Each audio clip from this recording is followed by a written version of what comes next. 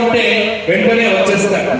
కాబట్టి ఏదో మొదలవుతుంటే ఆ మొదలవులు ఈ మొదలకు అన్ని పక్కన పెట్టి, కాబట్టి ఖచ్చితంగా శివాజీ విగ్రహం కావాలా వద్దా?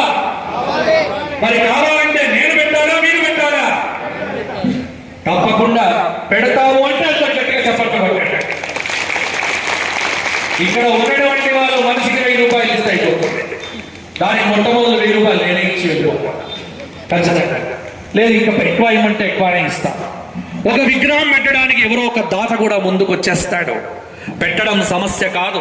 కాబట్టి ఈ హిందూ సమ్మేళనంలో ఇంత ఘనంగా ఇంత వైభవంగా మన కొరుట్ల పట్టణంలో జరిగాయి అనటానికి హిందూ సమ్మేళనం ఏం నేర్పించింది కొరుట్లకు అంటే శివాజీ విగ్రహాన్ని ఇచ్చింది అని మరొక 100 సంవత్సరాలు యువత మాట్లాడుకునేంత గొప్పగా శివాజీ మహారాజ విగ్రహ స్థాపన కొరుట్ల పట్టణంలో జరగాలి జరగాలి జరగాలి.